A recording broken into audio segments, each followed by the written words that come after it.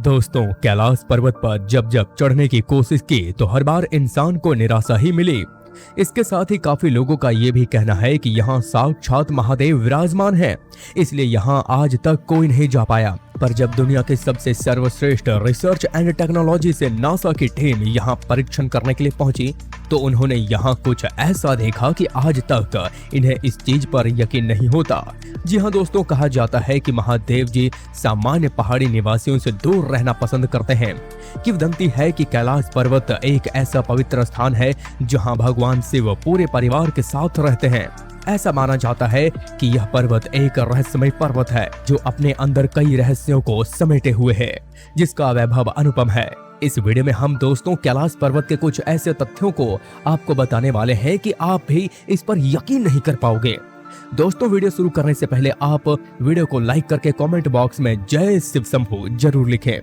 दोस्तों, हिंदू धर्म के अनुसार कैलाश पर्वत को धर्म का प्रतीक भी माना जाता है और माना जाता है कि पहाड़ जो अपने आप में एक चमत्कार है, अजय पर्वत के रूप में भी माना जाता है।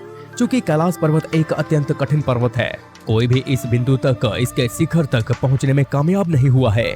कई लोगों का मानना है कि कैलाश के भीतर एक जीवित शहर है, कुछ का मानना है कि कैलाश एक पिरामिड है, जबकि अन्य कहते हैं कि कैलाश के अंदर एक खोखला है। तिब्बत के तिब्बत भी मानते हैं कि कैलाश पर वे सभी पुरुष जो पूर्ण महात्मा है, ध्यान की अवस्था में रहते हैं।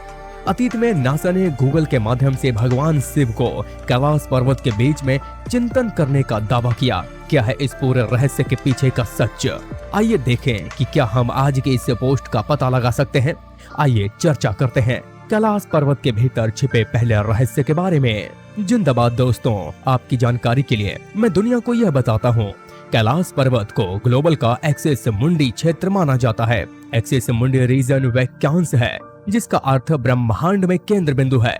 कैलाश पर्वत पर भौतिक और आध्यात्मिक जगत एक है।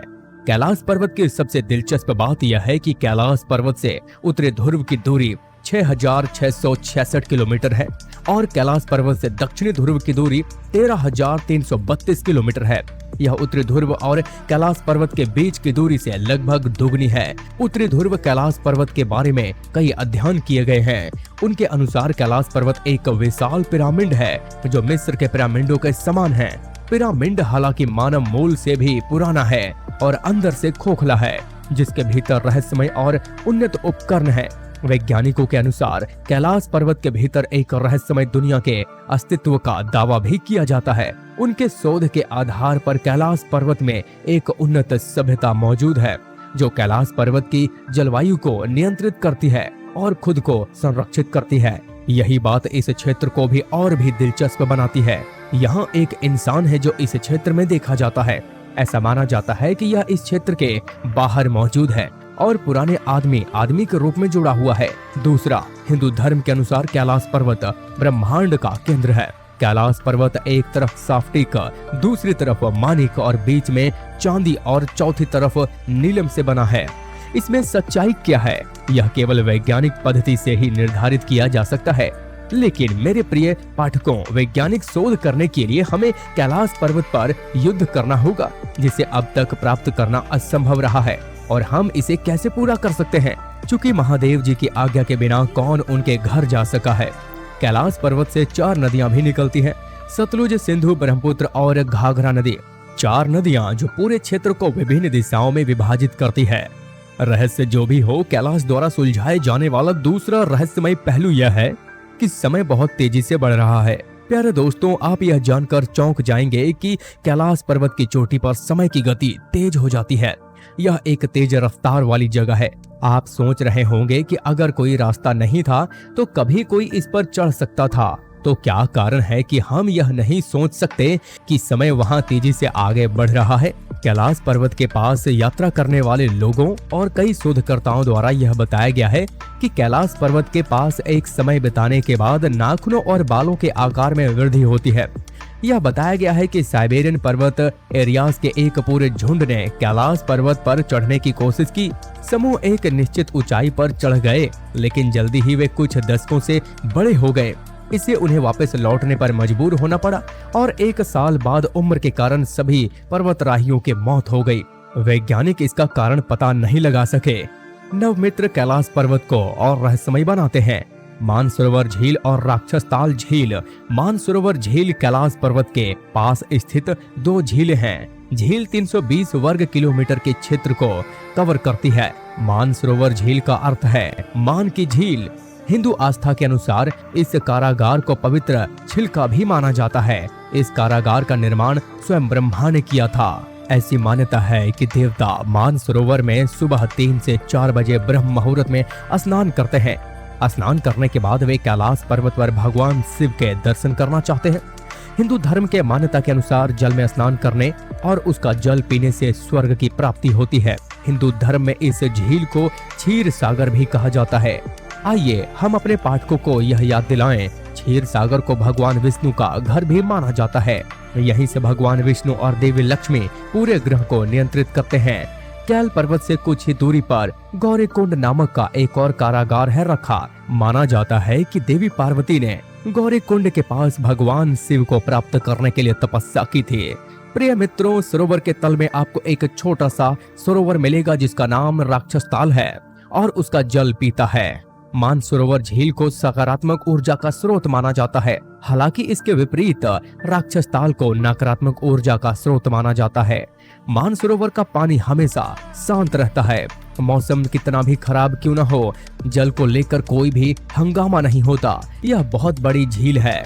यह देखते हुए काफी आश्चर्य की बात है। हालांकि इसके करीब स्थित राजस्थान शांत होने की स्थिति में भी लगातार अपने पानी को हिलाता रहता है। लहरें बनती रहती हैं। हर 3 से 4 घंटे में सुबह के समय मानसरोवर छेद पर प्रकाश के रहस्यमय गोले प्रकट होते हैं। वे कैसे बनते हैं इसका पता नहीं चल पाया। हम इसे मैनेज नहीं कर सके। ऐसी मान्यता है कि इस रूप में माना जाता है कि प्रकाश देवता जल में स्नान करते हैं। ओम और तंबू ऐसी ध्वनियां हैं जिन्हें सुना जा सकता है। इस जल के आसपास ओम की ध्वनि के साथ साथ तंबू हर समय सुनाई दे सकता है। इस ध्वनि के स्रोत की अभी तक पहचान नहीं हो पाई। हालांकि केवल संत और संत ही ध्वनि सुनने में सक्षम है। बर्फ अभी भी इसकी सतहों में ठोस रूप से जमी हुई है। मानव को उस पर छपे ओम से सुशोभित होना चाहिए। ओम को भगवान शिव का प्रतीक भी माना जाता है। कैलाश पर्वत की चोटी 6038 मीटर है। फिर भी पर्वत राहियों के कई प्रयासों के बावजूद भी कोई शीर्ष कैलाश पर्वत पर चढ़ने में सक्षम नहीं हुआ।